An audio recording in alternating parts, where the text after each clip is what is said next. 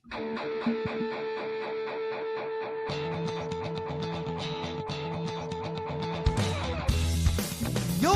listening to the Let's Go Buffalo podcast, your new favorite podcast for everything Bills and Sabres. What's going on, everybody? You're listening to the Let's Go Buffalo podcast, your favorite podcast for everything Bills and Sabres. With the pals, Tom and Jake this evening, episode 35 coming at you while Nigel's down in Nashville, sunny Nashville. Quick reminder to follow all of our social media accounts at Let's Go Buff Pod on Instagram and X and YouTube. Let's say hey to Tom. Tom, how you doing today, man? Hey, Tom. I'm good, dude. What is up with you? Good to see you, bro. I'm good, man. Yeah, quick week off, but I'm back. Good to be back. So nice. Looking forward to episode 35 here. Yeah. So we got a couple things on tap, but I think first off, we should have a little beverage, no? Yeah, I think that's marquee. Absolutely. All right, pal. 3, 2, 1. I recognize that can. Why don't you go first? Yes, sir. I have the sweet nectar of Bell's Brewing. It's a two-hearted ale, and it's so good. One of the very first true craft beers I really got into. So super tasty. I'm excited. They're all over. They brew some good stuff. Yeah. I think, where are they located? Check on that can. I want to say Michigan. Oh yeah, it's Kalamazoo, and the reason I know that because I had some friends in college who were from the area, and they were like the progenitors of Bell's beer for me. And they would always bring some back and point it out whenever we were going out and drinking, and so yeah, Kalamazoo, I believe. Now I should check, but what are you drinking? I believe you. They have another really good one. I think it was called Oberon or Oberlin or something like that. Oberon. Oberon. Right? Yeah. We had that on tap at Bandwagon, the competing brewery that I worked at, across the way from you and Nigel. Yeah. But yeah, that was a great one. Not seeing it? Well, that's all right. I look like an idiot on camera. No, I'm just spinning a can here. Wait. Oh no, Comstock, Michigan. I'm sorry. Maybe my buddies were from Kalamazoo. I don't remember. But Comstock, Michigan, Bell's Brewing, two-hearted ale. What are you drinking tonight, bro? Something up there in the glove. I'm drinking from my little hometown here in Hudson, an oatmeal stout with a nice little owl on the can. Nice and easy drinking. Leftover from St. Patrick's Day, if I'm being honest. So yep, working through them. Sounds great. Yeah, it's fantastic. So let's get into some shit here, yeah? Yeah, man. I've been wanting to pick your brain about some of the Sabre stuff because it's just it's the Buffalo sports experience, right? This is it. This is the man. Maybe this is our year. This is gonna happen. Okay, what the fuck are these guys doing? And then maybe there's some interest, and then nope. Yeah, for sure. They were close. They made it interesting for a little bit there. I can't remember. It was maybe 2-3 weeks ago where they were right on that bubble, right? They were three points out of a playoff spot at one point, but it was a phantom. It was an aberration. It was they had a couple more games played than a lot of other teams, and like I've said for a while, it's just so hard to make up ground against other teams in the league with the overtime loser point in play. So I said it from the beginning. I never bought into the hype. I wanted to. Believe me, I wanted to, but it just wasn't a realistic thing. They needed an improbable run, and this was a team that it took them until March to get their first 3-game win streak, so something like that. So it wasn't going to happen. This wasn't the year. Yeah, I mean, look, they're still by far the youngest team in the league, but that excuse really only gets you so far, right? They've been the youngest team in the league for years. At a certain point, you need veterans to guide the way, but you need the right veterans. Like they did some of that this year with bringing in Eric Johnson, and it just it didn't click, right? There wasn't that gel that needed to come together for the team to play well. So Right. we'll Yeah. see. I think it'll be a big offseason for them this summer. So we'll get plenty into that over the coming weeks, both looking back at this season and looking ahead to the offseason. But for now, they're stuck. We're gonna be able to like head straight into the lab, man. Like I don't know. I think there's gonna be quite a bit for us to talk about what happens, what worked, and then like what happened to get that the success that they had over the a couple weeks ago, and then what's the next thing? I don't know, dude. Yeah, because there were things that worked. There were flashes, but there's a couple big things that hampered them all through the year. So yeah. Well, this is Buffalo Sports Fan. Yeah, this is why we have a beer corner on a Buffalo Sports Pod. Yep, exactly. But yeah, couple rough moments over the last few weeks. I mean, just falling out of the playoff race for sure was rough. But then last week against Ottawa, they're on home ice. They had just gotten back from a road trip out west. There's a saying in hockey: if you're gonna suck on the road. and boy, do they not do that. They're a good road team, but they suck at home. They come back from this road trip in front of home fans, and it's 5-0 against a division rival before the first buzzer, the first intermission buzzer. And they got booed off the ice, and they should have. Like, people are paying money to go watch them play, and you put up an effort like that at home in a kind of playoff push still at that point. Like, it's embarrassing to see, but I don't blame fans for booing at all.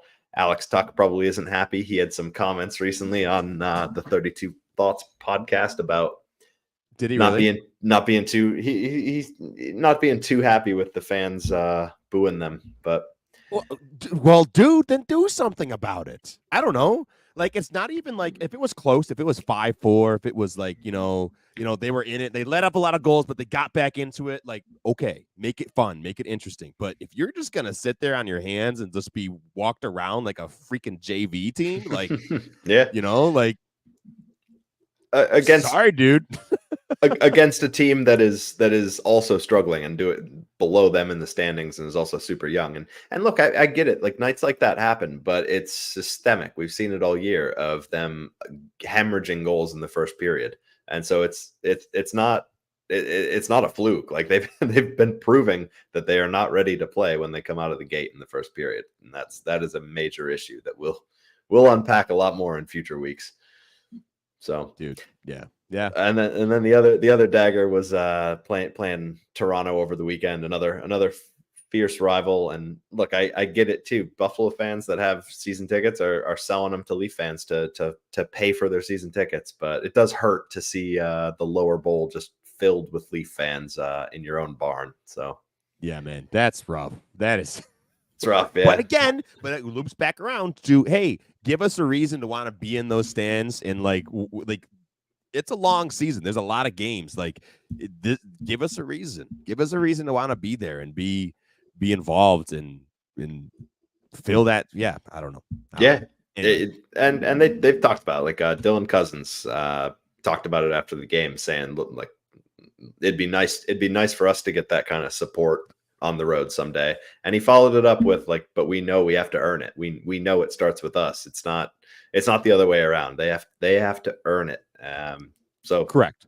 I think how much of that is words and how much is actually internalizing it? Who knows? How much of that is some players and not the others? Who knows? It's not our job, but there should be some tough conversations at locker room cleanout this year.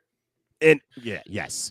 I think it's player accountability. It's holding your the people you're going to war with, like, accountable and hold them to a standard. I don't know. Like, I mean, this used to be a thing with the Bills, right? For the longest time, like, they didn't really travel. We didn't always have. When we were younger and you had to watch, we didn't have streaming services. Like, you got to hope and pray that we can have a full home stadium, or it's gonna be blacked out. You can't watch the game.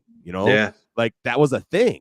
And then we draft. We get Sean McDermott. We get Brandon Beane. We draft Josh Allen. Things start to turn around, and now we're one of the best traveling fan bases out there, and that's Buffalo. Buffalo sports fans will do it. right? Yeah. Like we they will come out in hordes if they have a reason to. 100%. Yeah, but Buffalo as a market is always near the top or at the top of watching the Stanley Cup playoffs come April every year. And the Sabres haven't made the playoffs since you and I were in high school, like 13 years. It's a hockey hungry town. They will support the team till the end, but they need a reason to go out and support the team. And it's not there. It's not there. So, I want to. This is kind of a funny talking point for me when you were talking about it and put it on the planning doc here.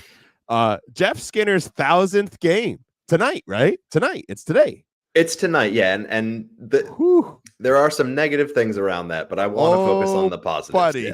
Yeah. Okay, yeah. So focus on the positive because I immediately went negative. So you start.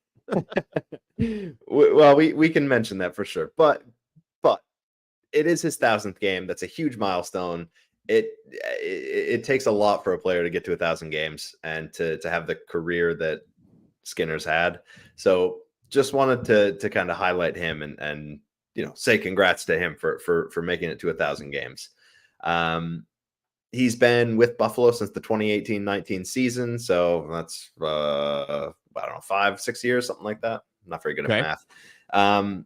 In that time, he's been a rock for the team. He's been a warrior. He goes out and battles every night. Since joining the team, he's first in goals and points on the Sabres roster. No small feat. And yeah, he's battled through a lot of adversity while he's been here, particularly under Coach Ralph Krueger. Not sure if you know that name, Tom, but I don't. Coach of the team. Yeah, give me context. I got you. Yeah, coach of the team from I think that season may have been when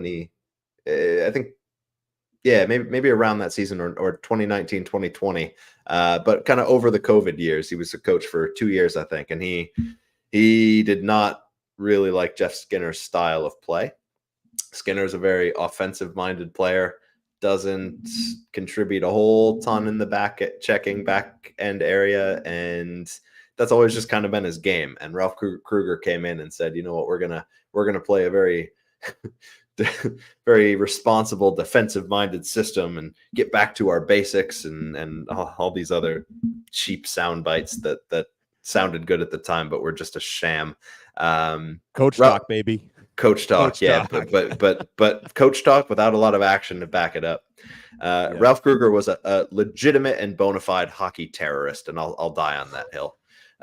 So yeah, him and Jeff Skinner didn't get along. He buried him on the fourth line or in the press box, and eventually he got fired. And as soon as he got fired, Jeff Skinner got bumped back up to the first line, and he started putting the puck in the net a bunch. So see you, Ralph. Okay. Thanks for stopping. And anyways, but to focus on Jeff, it's a huge accomplishment. He's been a great player for the team, so deserves the accolades and the honor for getting to 1,000 tonight. Okay. Yeah. All right, man. So hit me with the negative thought that came to mind. What are we doing? I don't know. Like, that's a long player to have a player to be on a team that hasn't had success. It is, and this is a question I am absolutely a Sabres newbie. Did his contributions get in the way of Sabres success? Or, I mean, you kind of gave it some context with that under Ralph Krueger, wasn't used properly, wasn't there. But should we be happy that we've kept him around for 1,000 games? Has he played 1,000 games all in Buffalo? No, he started his career in Carolina. Yeah. All right. So, okay. Maybe I walk it back a little bit. But he's been around for a while. Is he somebody that you're glad has been around here since he's been? Or would you wish for more? That's an interesting question.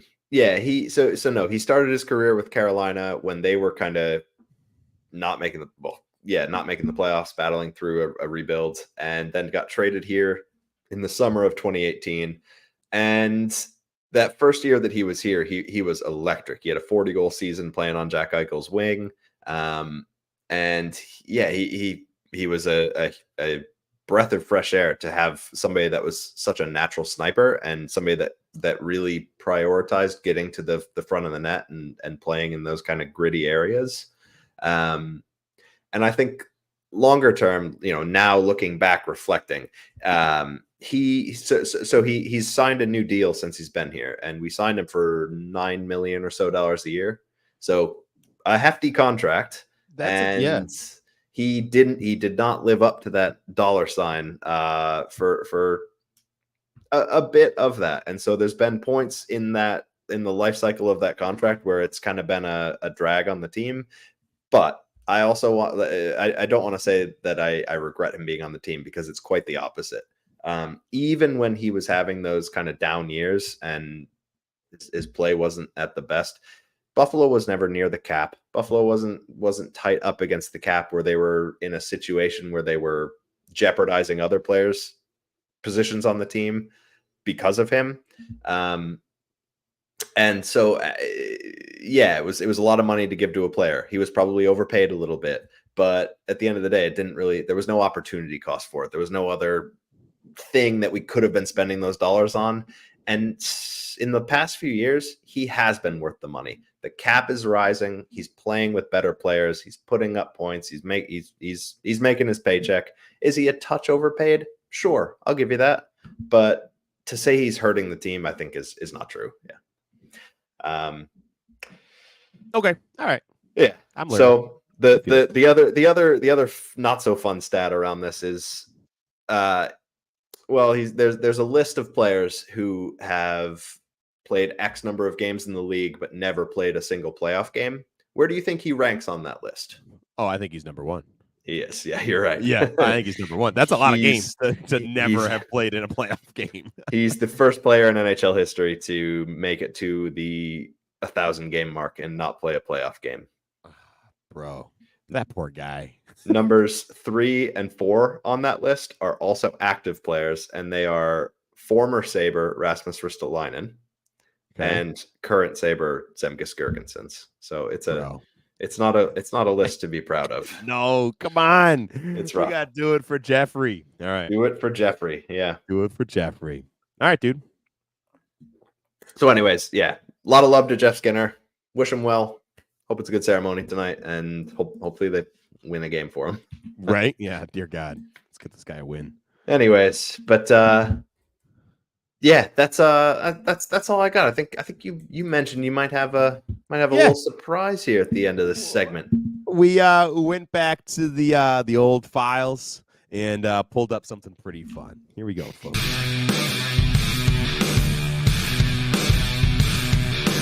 Who the puck is this guy? I'm sorry for all of you who drove off the road because that drop was loud. Here we go. We need a good lawyer.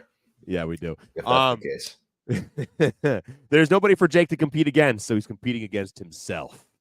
Question number 1, Jake. You have 5 clues to guess this player, and you can lock it in at any point. And I'll give you extra bonus stars if you lock it in early. Okay. I like it. Hit me with clue 1. Clue number 1. I'm not ready to lock in. Can you imagine? Just boom, and he got it. That'd be crazy. Okay. Clue number 1. This player has played for 2 teams in the NHL. Drafted by the Sabres, signed to another team, and then retired as a Sabre. Oh, interesting. Can I ask clarifying questions? Sure. I may give you vague answers. Did he play games for the Sabres in his second stint? Or was it a ceremonial one-day contract? No, he played. It was multiple seasons. He played. Okay. Oh, that's an interesting hint. I was actually very excited about finding my hints. I have gotten better at finding good, useful hints. Oh, I might want to lock in. Oh shit. Okay, maybe they're not. Maybe they're too good. All right. Do you want to go for it? Or do you want to hear another one? I will let the folks at home know the rest of my clues. But for the sake of the game, I want to hear another clue. I'm not competing against Nigel. So. Okay. Clue number 2. This player scored his first NHL goal November 27th, 2005 against the Washington Capitals. Okay. Is that are you in the right range? Do you think you know? I went from like 50% sure of my answer to 99.9% sure of my answer. Right. So who do you got, bro? Who do you got? No, read the rest of the clues. Let people. I don't want to spoil it if anyone's playing. Okay. All right. Number 3. This player shoots right-handed and has scored 727 points with that right-handed shot over a 16-season NHL career.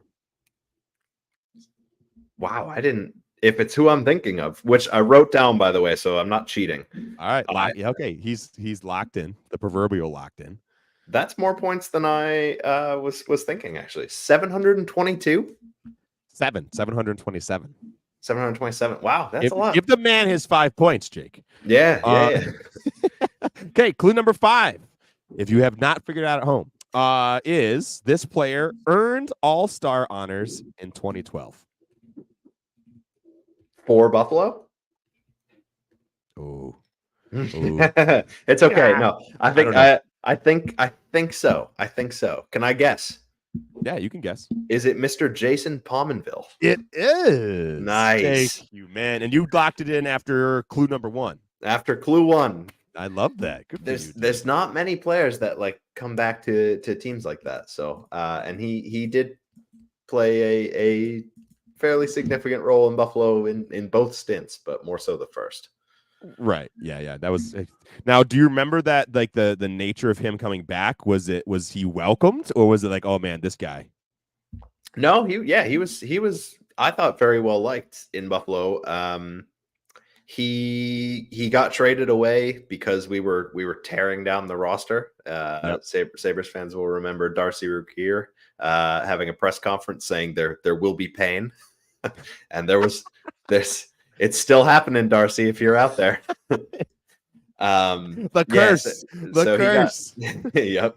He got traded away to Minnesota and played there for a couple of years. Had some good playoff runs with them, I believe. Didn't get close to a cup, but was a good player for them. Yep. And yeah, he was a well-liked, very talented player. I remember he scored a huge goal in overtime against Ottawa in the playoffs. During the 05-06 or 06-07 run. 06. That was gonna be a clue. I thought that was gonna be too good of a clue, and you guys would know that. 100%. That would give it away to me. Because we were, 13, 14 at the time. You were absolutely paying attention, you and Nigel. So yeah, that would have been too good of a clue, and I did not include it. Can I give you the 5th clue? Yes, but real quick on that goal, yeah, that totally would have given it away. Any Sabres highlight reel that's on it, because Rick Jenneret's also saying the call, like these guys are good, scary good, if you know that quote. So yeah, even I know that call.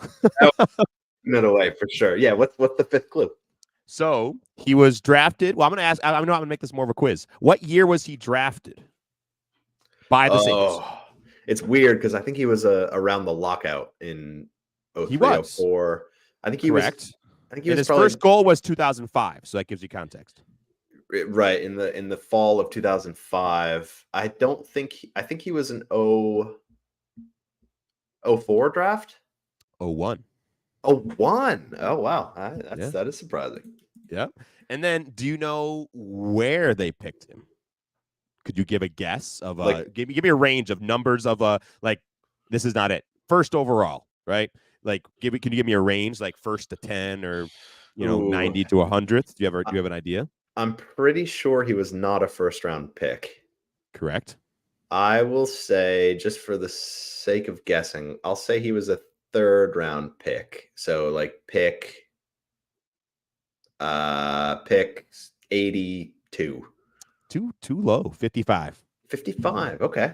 Yeah, that was gonna be my last one of draft in 2001, 55th overall. That was my last clue. So a second round pick. Yeah. Yep. Yeah, Cool, man. that was a good one. All right, Nicely done, Tom. Who the puck was that guy? Who the puck was that? Well, staying on game show, we decided to do a little bit of an AMA this week. For those listeners out there, we will occasionally do this. So stay tuned to our Instagram, because if you want your question to hit the airwaves here with us, we'd love to hear from you. So this is always really fun. And these are. Thank you to those that responded. Yeah, keep it up.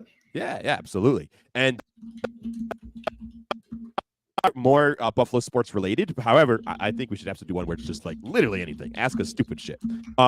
We're good at talking about stupid things. Jake, you want to ask this first question, or would you like me to? I would love to ask you this first question, Tom. So I think you guys touched on it last week, but a listener was curious. Where do you think? Do you think the Bills go with a wide receiver in round 1 of this coming draft? So that's part 1. If yes, who you got your eye on? And if not, what position do you think they pick? Okay, I'm gonna try and be fast because I talk a lot. I think it's absolutely possible. I think it's a 35% chance they draft wide receiver in round 1. If they do, man, I hope to God it is Ladd McConkey, because the guy is just this. He's a weapon. He's a weapon. He can be utilized all across the field. He's not just an inside guy, a slot guy, or just an outside guy. He can do both. And I really think it's forward thinking. I think it's not us looking at old ways of looking at players. We have a lot of weapons on this team. We don't necessarily have wide receiver 1, wide receiver 2, wide receiver 3, tight end 1, tight end 2. We have pass catchers, right? So I think he would fit right into that, and I think that's us thinking forward and really helping Josh Allen out as a guy who could get open and be a very quarterback friendly guy. Now, that being said, I don't think it's 35% chance. I don't think it's likely. I think that we're more than likely to go spend another first round draft pick somewhere on the defensive line, defensive edge, defensive tackle. Interesting. That's where Bean likes to spend his money, man. So that's where I think. Yeah, I mean, both sides are equally as important. So, yep. What a name though, Ladd McConkey. Did I get that right? Yeah, LaddMcConkee. No, Key. Luck of the Irish, man. Like, there are so many cool nicknames we can come up for that guy. Yeah. What a just for the name alone, I'm intrigued. Yeah, he'd be my pick. I'm gonna force you though. Pick not defensive line. What position on the defensive line are we picking if we don't go wide receiver? D tackle. DT. Fair enough. D tackle. That's my guess. That is my guess. Personally, I want it to be wide receiver. Book it, folks. Book it. All right, Tom, what we got for the second question? Jake, what is your criteria for a successful Bills season this year? See, I think there's a lot of ways that can go, and it'd be really easy to just say win the Super Bowl and drop the mic and go off from there. But I think, to me, I think coming out and I think consistency maybe is the word that comes to mind. They've been pretty up and down over in the past season, where there was a lot of question marks early on, middle, and late, that we didn't really know who the team was necessarily. So I think for me, like, seeing a consistent team that can show some stability week over week, and show that they can win the games that they should would be a successful season to me. And yeah, that's the big one to me. Obviously make the playoffs, obviously compete in the playoffs, and don't get embarrassed in the playoffs. But to me, that's a successful season. Oh, the Bills getting embarrassed in the playoffs? No, that Never doesn't happen. Never. We've never seen that.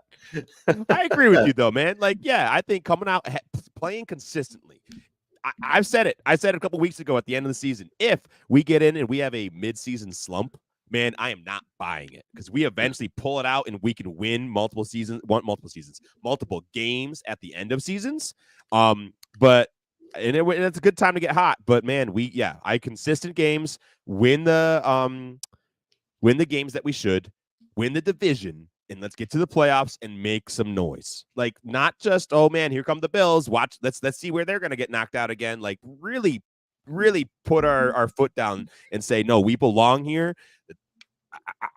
In my mind right now, it's AFC Championship. We have to go make an AFC Championship berth. And boy, oh boy, would my little heart love a Super Bowl appearance. But I guess you can't hang your hat on saying this is what the season is only successful if a Super Bowl happens. Like, it can't happen. That happens. 1 out of 32 teams leaves that season happy, and there's no way. But yeah, I think it's make some noise in the playoffs, win the division, remind everybody that no, we aren't going anywhere. We run the East, and go get ourselves confidently to an AFC Championship game. Yeah, that's a great point, dude. I mean, only 1 out of 16 teams is making it to the Super Bowl from each conference. Like, it's you gotta battle your way there. And I mean, injuries, luck, like all that plays in just as much as talent and coaching and players on your roster and all that.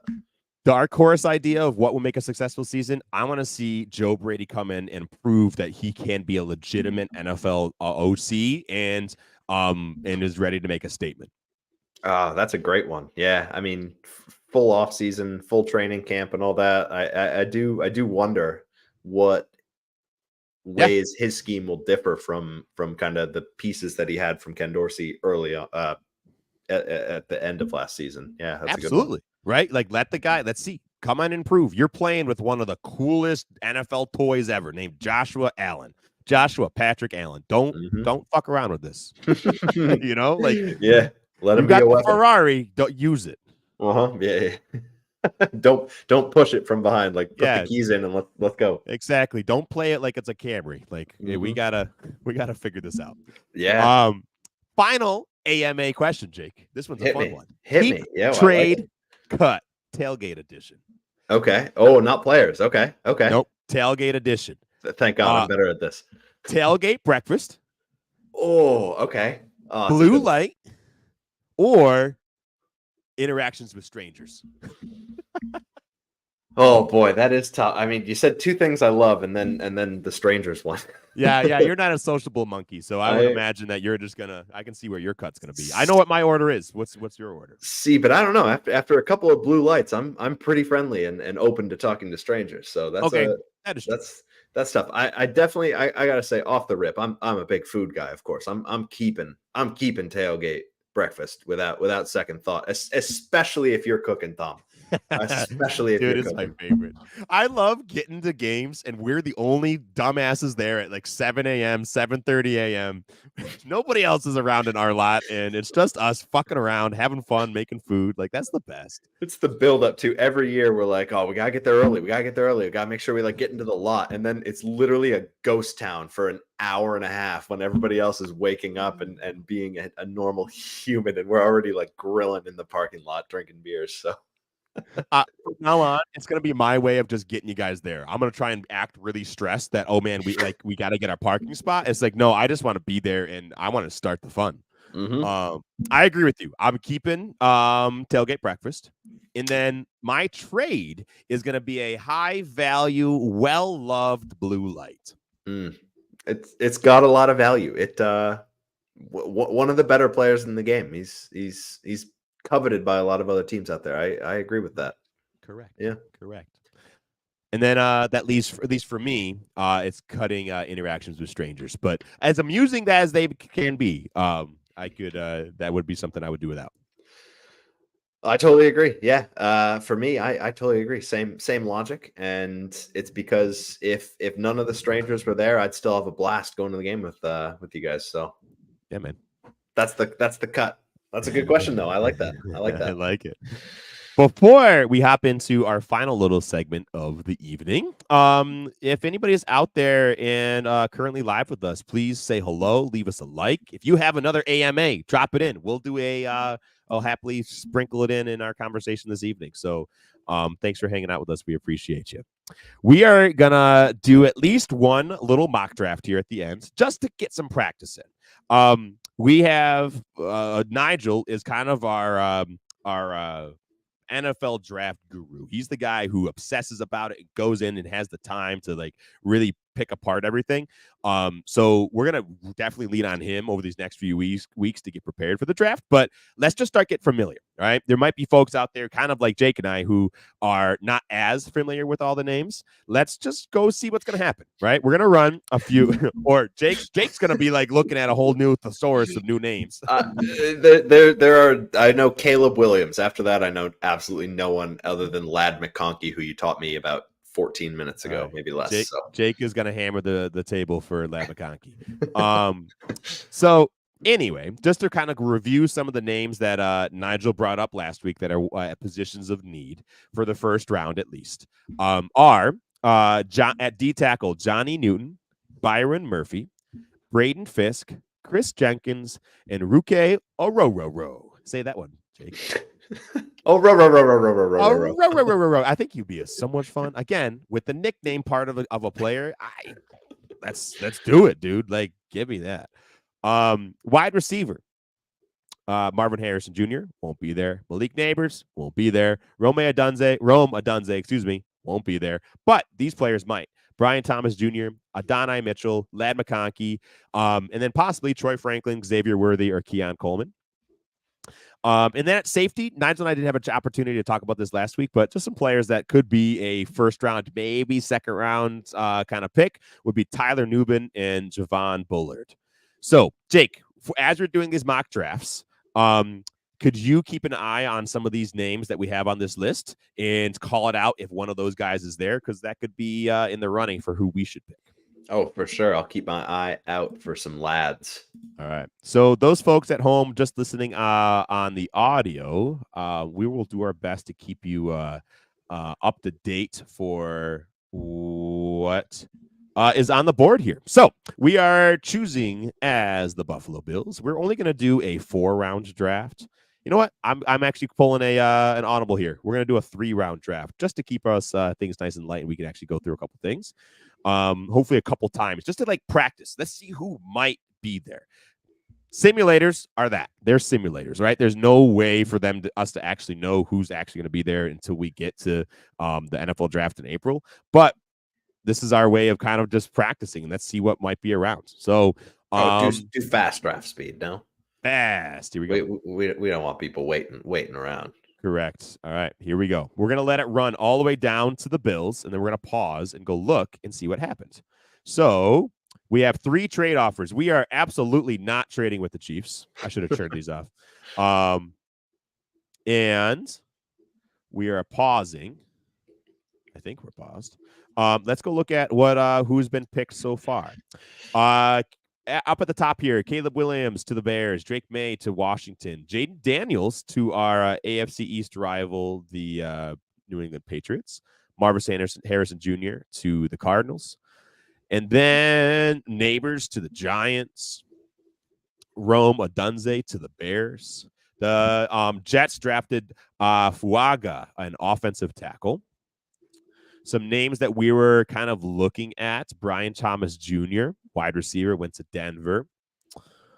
The Dolphins also drafted offensive tackle Troy Fautanu. And we are here at 28. So, dude, I think we have a couple names that could be here for us, which is exciting. So, at the top here, I'm seeing Byron Murphy, excuse me. That dude, I don't think there's a chance in hell he's at 28. I think he absolutely goes before. It honestly makes me want to just run to the to the stand here.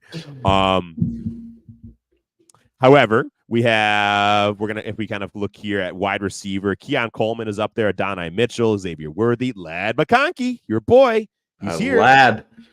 Troy Franklin, Xavier Levitt is another name that's kind of been thrown around quite a bit this week out of South Carolina. I think we wait, dude. I think we go take D tackle here. I think we go Byron Murphy. Yeah, dude. Whatever choice you're gonna make, I'm supportive of. All right, we're doing it. So what makes you so sure he's not going to be there? Is he's that talented and Dude, there's he's a enough of a freak. need? Yeah, He's the number 2 defensive tackle in the draft. Yeah, he's a freak, dude. He is on literally. There's a draft analyst. I can't remember his name. He literally comes up with freaks of the draft, like that's the name of his little article, and this guy's on there, right? He is just a wrecking ball of a human being. He's squat, he's dense as all could be, and incredibly athletic. The guy would just be a wrecking ball behind Ed Oliver, Daquan Jones, and Byron Murphy. Dude, sign me up all day long. Book it. I'm in. So let's look in round 2 here a little bit of any players that maybe we were looking at. Ladd McConkey to the Bengals. Oh no. Then Adonai Mitchell went to the Patriots. That kind of makes sense, especially with a new rookie QB, Jaden Daniels. Then here we are. Okay. Troy Franklin to the Texans. See if any other names popped up that maybe we'd be interested in. No, I don't think so. So at round 2 for D tackle, Aurora Rowe is there. So that's kind of good to know. Maybe next draft, if we probably shouldn't double dip at D tackle, but it's nice to know that he could be here. Chris Jenkins, Braden Fisk. There's some picks at D tackle for round 2. Maybe this next draft we save and go look at some of those. I think we take a look at what's at wide receiver. So many of our first round kind of choice wide receivers are gone. Xavier Leggett is the only remaining name. And he could absolutely be interesting. He might be my pick here. I don't even see him on our planning doc list, to be honest with you. Yeah, he's kind of filtered to the top this week of conversation in Bills Mafia land on his Twitter. So are you okay with that? If there is a prime defensive tackle in round 1, you're okay with getting maybe a B level wide receiver instead of somebody that's a racehorse?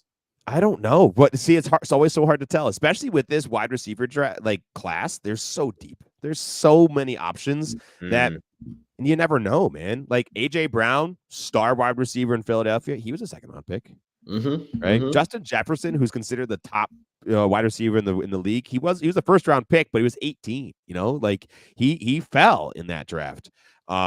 Considering if you were to redraft that now, he would absolutely be way up in the top 3. But there's also some interesting safety options here. So I think because there's not a immediate answer at wide receiver, I think we go safety.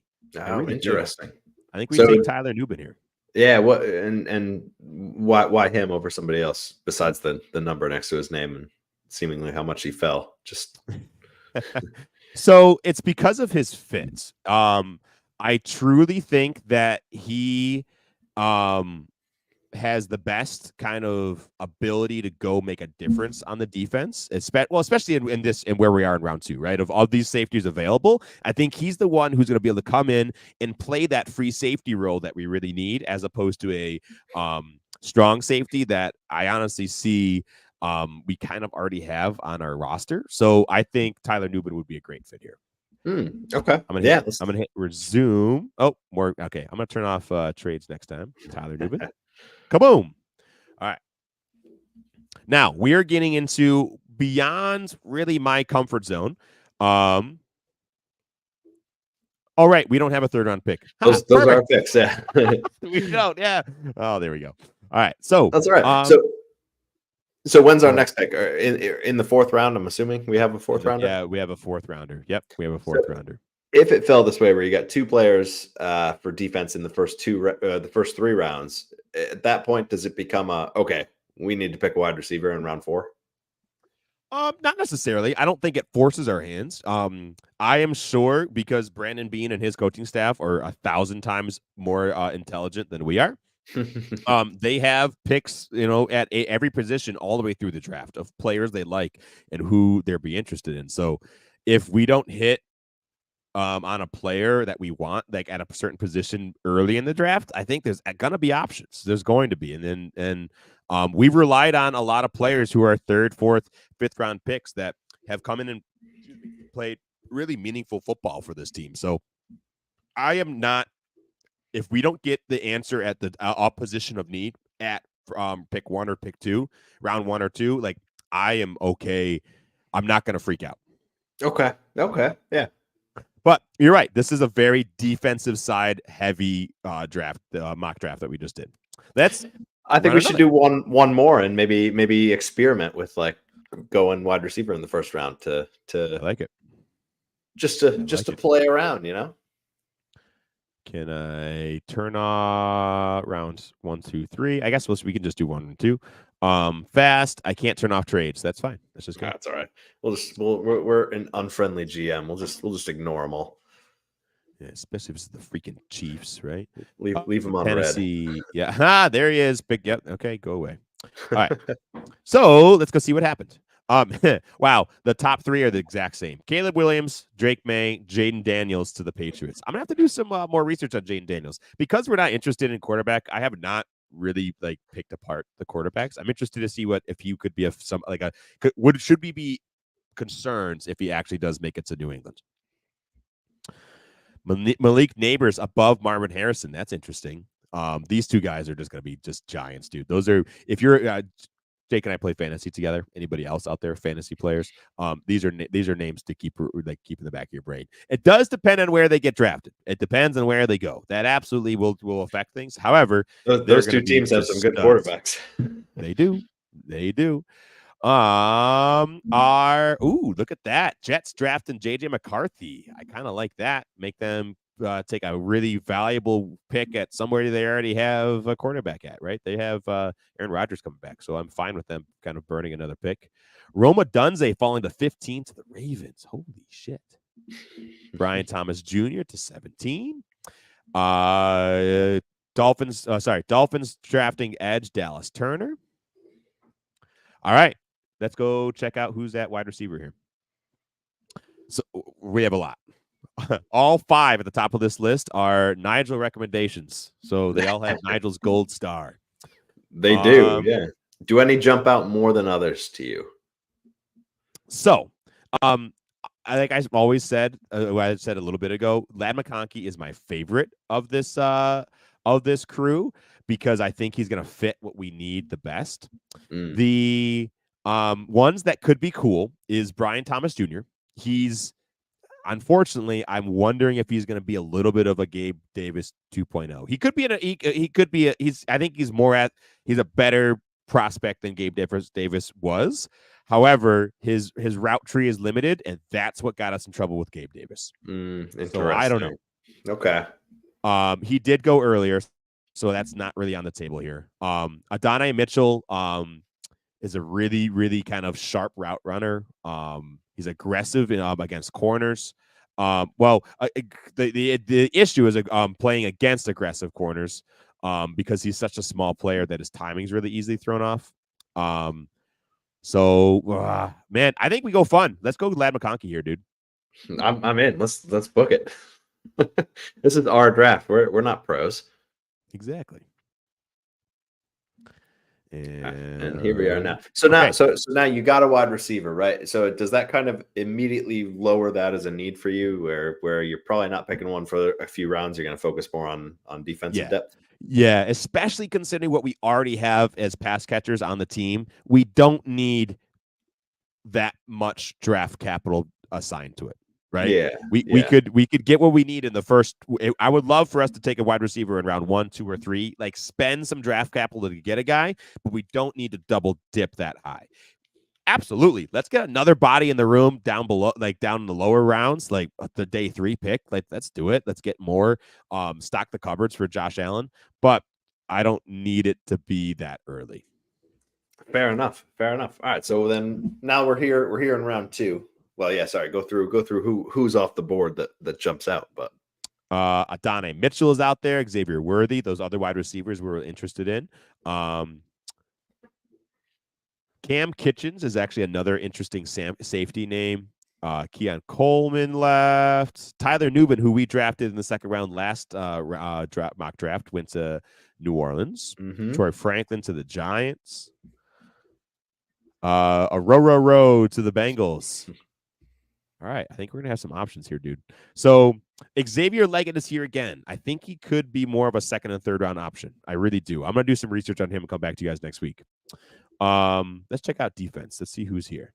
So edge, we have a couple, dude. So okay, ready? We have 2 D tackles that could be really awesome picks here in the second round, which makes me feel good about options of, hey, maybe we don't need D tackle round 1.